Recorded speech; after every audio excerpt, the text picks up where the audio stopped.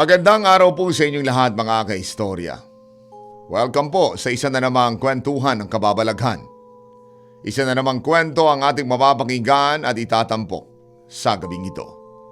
Patuloy lamang po kayo sa paglalagay ng inyong mga shoutouts, ng inyong mga komento o ng kahit na ano pang gusto ninyong sabihin dito po sa ibaba ng ating video. Samantala mga kaistorya, narito na ang ating tampok na kwento sa gabing ito. Matakot, kabahan sa mga kwentong nakakagimbal sa Kaistorya YouTube channel with daily post at 7 p.m. Kumusta po kayo? Sana ay nasa mabuti kang kalagayan pati na rin ang buong team mo. Alam mo kaistorya, matagal-tagal na rin akong taga-subaybay mo. Siguro nung nasa kolehiyo pa lamang ako hanggang ngayon na may sarili na akong trabaho, pinakikinggan pa rin kita.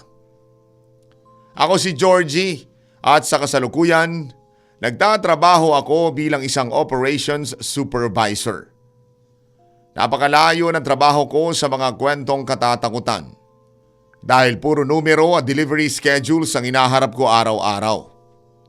Pero kahit gaano ako kabisi sa opisina, hindi ko pa rin talaga makalimutan ang pangyayari nung bata pa lamang ako. Kaistorya, lumaki ako sa isang napakapayapang bayan. Yung tipong pagmulat pa lamang ng mga mata ko sa umaga, ang unang sasalubong sa akin ay ang napakabangong amoy ng sinangag at tuyo na niluluto ni nanay. Habang nag-uunat ako sa may higaan, naririnig ko na ang malalakas na tawanan ni na ate at kuya sa labas ng bahay habang naghahanda silang pumasok sa eskwela. Napakasimple lamang ng buhay namin noon pero punong-puno ng kulay at saya. Bago kami pumasok sa eskwela, magkakasama kaming kumakain sa hapagkainan. Doon kami nagbibiruan, nagkukwentuhan tungkol sa mga chismis sa aming barangay. O kaya na may nag-aasaran sa kung sino ang hindi nakagawa ng homework. Ramdam na ramdam ko ang pagmamahal sa loob ng aming tahanan. Kahit hindi kami mayaman, sapat lamang ang kinikita ng mga magulang ko. Hindi namin nararamdaman na may kulang. Tuwing gabi naman bago kami matulog, nakaugalian na naming magkakapatid na tumabi kay nanay. Doon niya ikinukwento yung mga pinagdaanan nila ni tatay nung kabataan nila. O kaya naman, mga kwento tungkol sa mga kamag-anak namin. Napakapayapa ng bawat gabi kay istorya. Para bang walang anumang problema ang pwedeng dumating sa amin dahil alam naming solid kaming pamilya. Pero isang hapon, naging seryoso ang paligid. Tinawag kami ni tatay sa may sala at doon ay pinaupo. Doon niya sinabi ang plano niya magtrabaho sa abroad. Ang sabi niya, gusto niya kaming mabigyan ng mas magandang kinabukasan. Yung hindi kami kakapusin sa pag-aaral at para na rin magkaroon kami ng sariling bahay. Nakita ko ang lungkot sa mga mata ni nanay noon kay istorya. Alam kong mahirap para sa kanya na malayo sa kanyang asawa. Pero dahil para sa aming ikagaganda iyon, pumayag na rin siya. Napanood ko kung paanong mag-empake si tatay. Tinulungan pa namin siyang ayusin yung mga barong at gamit niya sa loob ng malaking maleta. Ipinangako niya sa amin na palagi siyang tatawag tuwing weekend at magpapadala siya ng mga sulat para hindi namin siya masyadong mamiss. Sa airport, hindi ko mapigilan ng umiyak. Mahigpit kaming nagyakapan lahat bago siya tuluyang pumasok sa loob ng gate. Iyon ang unang pagkakataon na naramdaman ko yung kirot ng pagkakalayo sa isang mahal sa buhay. Mula nang umalis si tatay, si nanay na ang naging katuwang namin sa lahat. Siya na ang gumigising sa amin, ang nagluluto, ang matyagang tumutulong sa mga assignments namin sa gabi kahit napagod na siya sa gawaing bahay. Naging mas malapit kaming magkakapatid noon dahil kami-kami lamang ang magkakasama. Madalas kami maglaro sa malawak naming bakuran at doon namin binubuo ang mga pangarap namin. Kung anong gagawin namin kapag nakabalik na si tatay.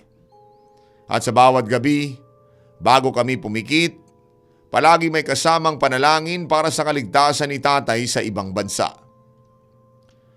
Matapos ang ilang taon ng pagpapakahirap ni tatay sa abroad, nakatanggap kami ng isang napakagandang balita. Sa wakas, nakabili na siya ng sarili naming bahay at lupa. Tuwang-tuwa si nanay habang ipinapakita sa amin ang mga litrato na ipinadala ni tatay sa email. Ang sabi ni tatay, malaki raw ang bahay na iyon, 2-story at malapit sa sentro ng bayan kung saan kami mag-high school at magka-college. Excited na excited kaming magkakapatid kay istorya. Sino ba naman ang hindi ba? Ang sabi kasi ni nanay, magkakaroon na raw kami ng kanya-kanyang kwarto. Hindi na kami magsisiksikan sa iisang silid. Kaya naman naging mabilis ang pag-iempake namin. Itinapon na namin ang mga lumang gamit na hindi na kailangan at maayos naming ibinalot ang mga mahahalagang alaala. Ramdam ko yung pananabig pero aaminin ko, may kaunting kaba rin dahil bagong yugto na naman ito ng buhay namin. Nang marating namin ang bagong bahay, napatulala ako sa laki nito. Kumpara sa dati naming tirahan, parang palasyo na ito para sa amin. Kulay puti ang buong bahay. May malawak na bakuran na puno ng berdeng damo. May matatayog na bakod. Napakaganda ng pagkakagawa. Pagpasok namin sa loob, ang unang naramdaman ko ay ang lamig ng hangin. Inisip ko noon baka dahil lamang sa bago ang pintura sa mga pader, kaya't ganoon ang amoy at pakiramdam. Ang sala ay napakaluwag. May malaking hagdanan na gawa sa makintab na kahoy patungo sa itaas. Napakasaya ni nanay habang inililibot kami. Pinaplano na niya agad kung saan ilalagay yung malaking dining table, yung sofa, pati na rin mga muebles na galing pa sa probinsya. Inikot namin magkakapatid ang bawat sulok. Binilang namin ang mga kwarto at para kami mga batang nakawala sa kulungan sa sobrang tuwa. Dahil si ate ang panganay, siya ang pumili ng pinakamalaking kwarto sa itaas. Gusto niya raw ng sariling space para sa mga gamit niya at para makapag-aral ng maayos. Si kuya na may kinuha ang kwarto na may malaking bintana sa gilid para raw makita niya yung kalsada at yung bituin tuwing gabi. Ako naman dahil ako ang bunso, sa akin napunta ang maliit na kwarto sa dulo ng pasilyo. Pero hindi ako nagreklamo kay istorya. Sa totoo lamang inagustuhan ko ito dahil tahimik siya at malayo sa ingay ng hagdanan. Pati na rin sa boses ni na ate at kuya kapag nag-aasaran sila. Nagtulungan kaming lahat sa pag-aayos. Inilagay namin ang mga kama, mga cabinet at ang mga paborito naming gamit sa bawat pwesto. Isang hapon, habang abala ako sa pag-aayos ng aking mga laruan sa loob ng kwarto ko, doon ko napansin ang isang kakaibang bagay. Tirik na tirik ang araw sa labas at napakainit ng panahon pero sa loob ng kwarto ko, para bang laging may kakaibang lamig. Yung lamig na kahit magsuot ako ng t-shirt ay nararamdaman ko pa rin sa balat ko. Inisip ko na lang noon baka dahil lamang ito sa kapal ng mga semento ng bahay o dahil baka nasa dulo ako kaya hindi masyadong nasisikatan ng araw. Kaistorya, hindi ko malilimutan ang aming unang Pasko sa bahay na iyon. Dahil malaki na ang espasyo namin, nag-effort talaga si nanay sa mga dekorasyon. Naglagay siya ng isang napakalaking Christmas tree sa gitna ng sala. Yung kulay berde na punong-puno ng makukulay na Christmas lights, mga pulang ribbon at malalaking gold balls.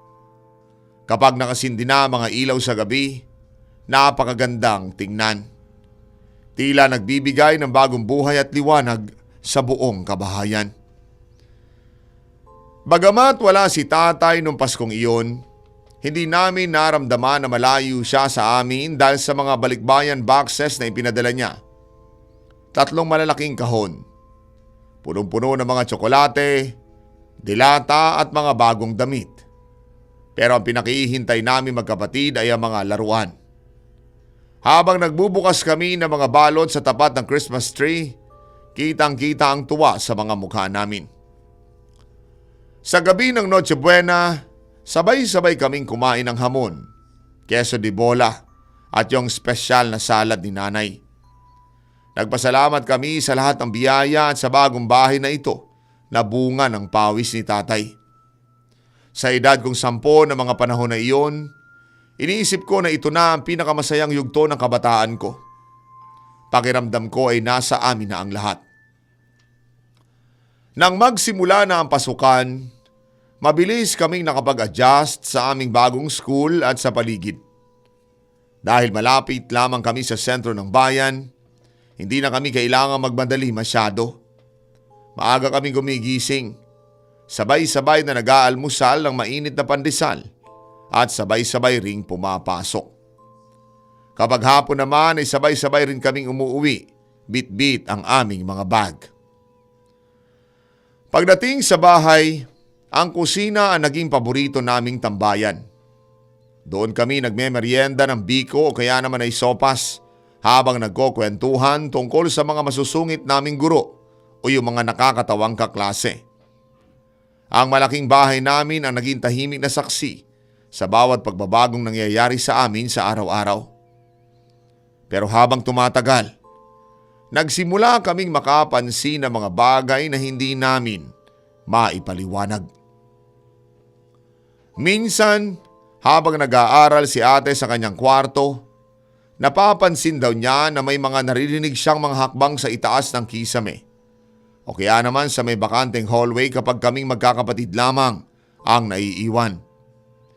Sinasabi niya sa amin na parang may naglalakad ng pabalik-balik.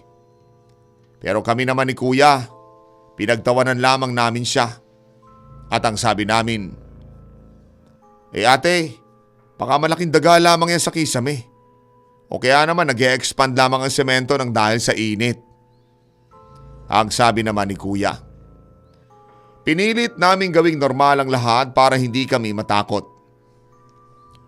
Dahil nga medyo may kalakihan ang bahay, may 2 kwarto sa itaas na hindi namin ginagamit.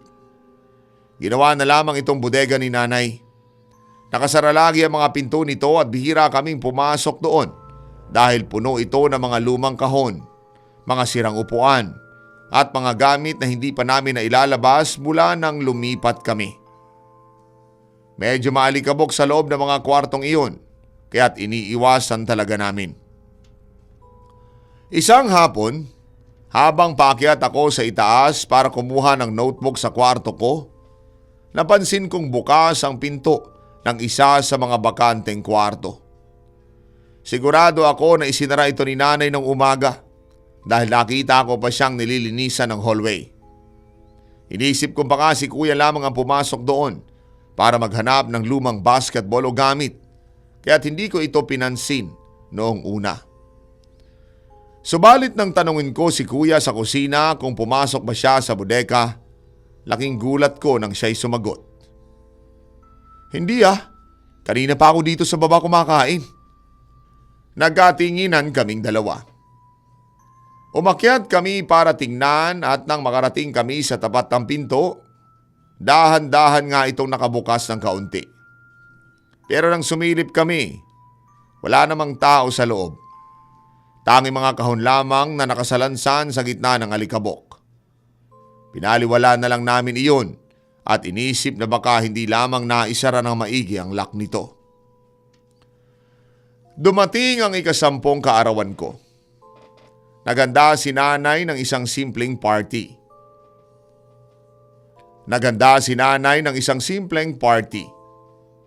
Nagluto siya ng spaghetti, pansit, at may malaking cake na may pangalan ko. Inimbitahan ko ang mga bago kong kaibigan mula sa school.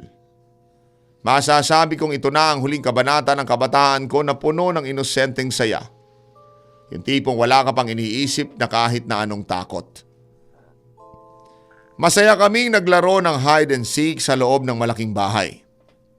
Nagtakbuhan kami mula sa sala hanggang sa kusina at ang mga tawanan namin mga bata ay naging musika sa tenga ni nanay habang busy siya sa pagsisilbi ng juice at pagkain.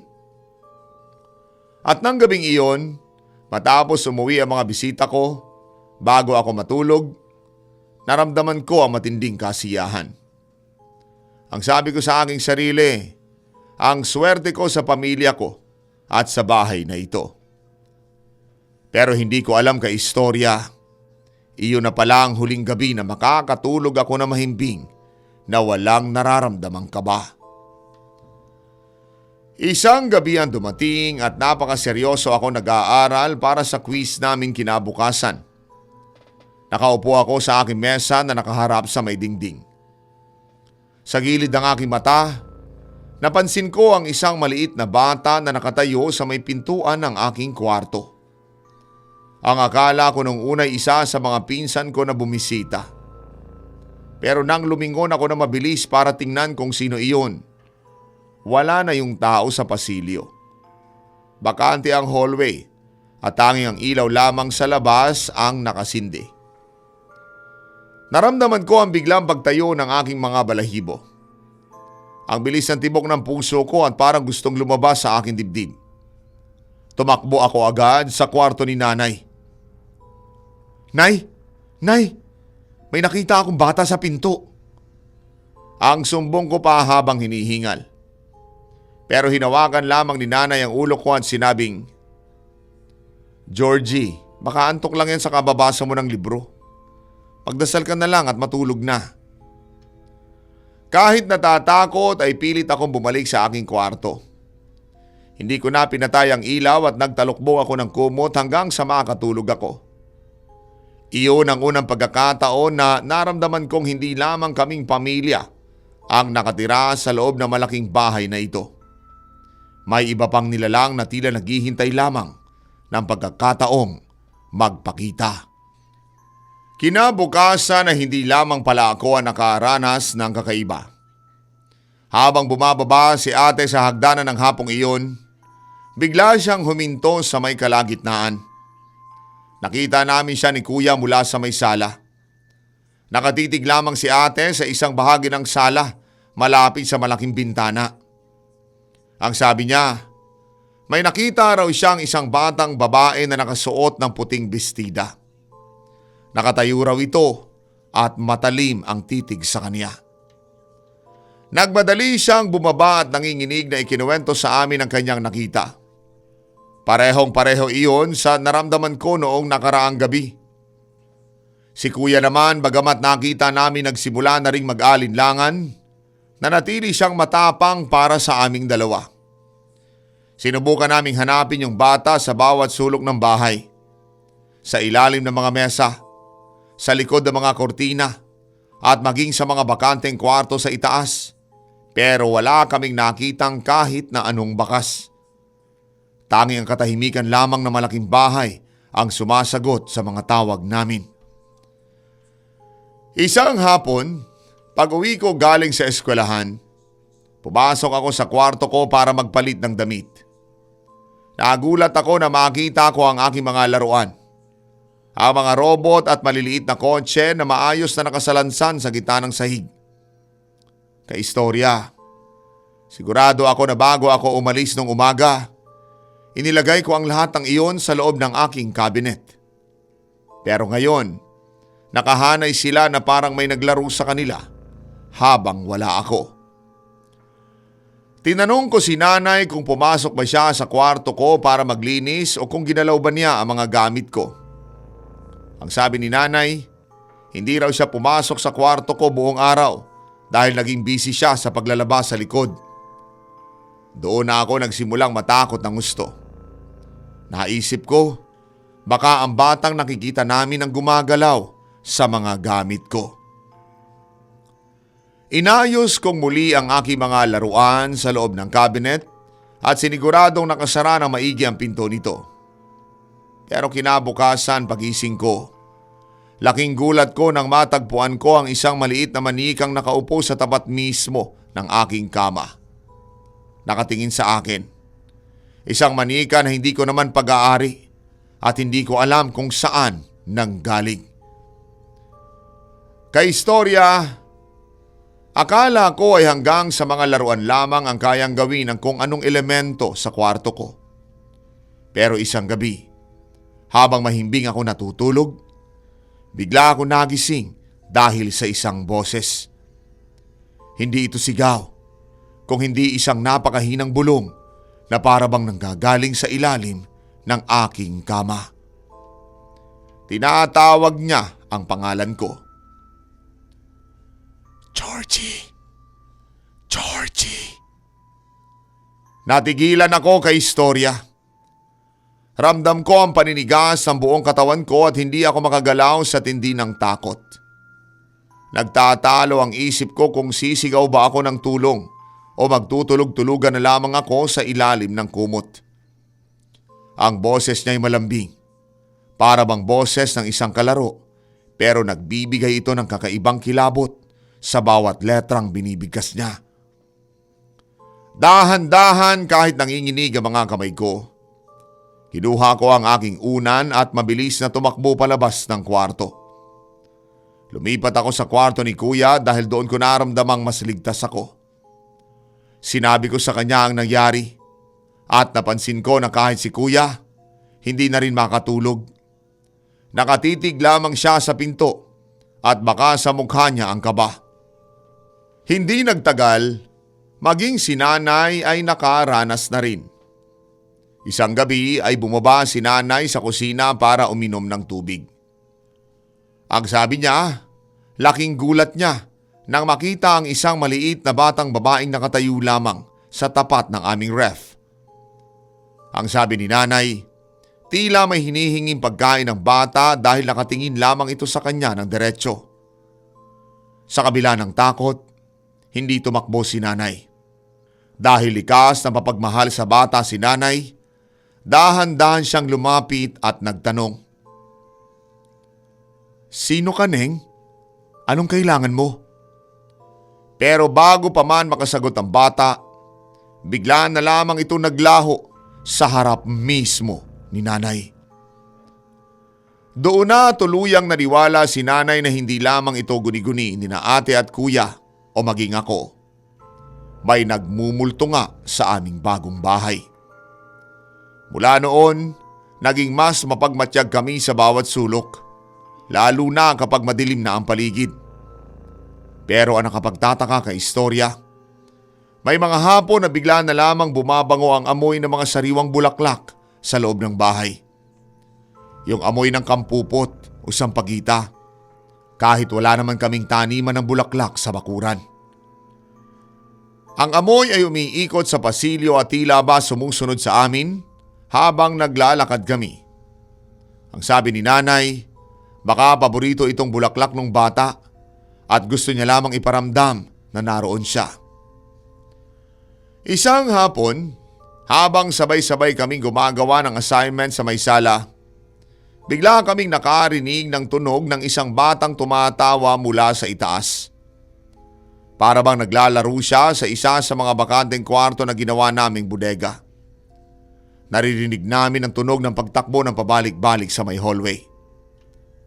Nagkatinginan kaming tatlong magkakapatid at pinilit naming huwag pansinin ang ingay para hindi kami lalong panghinaan ng loob.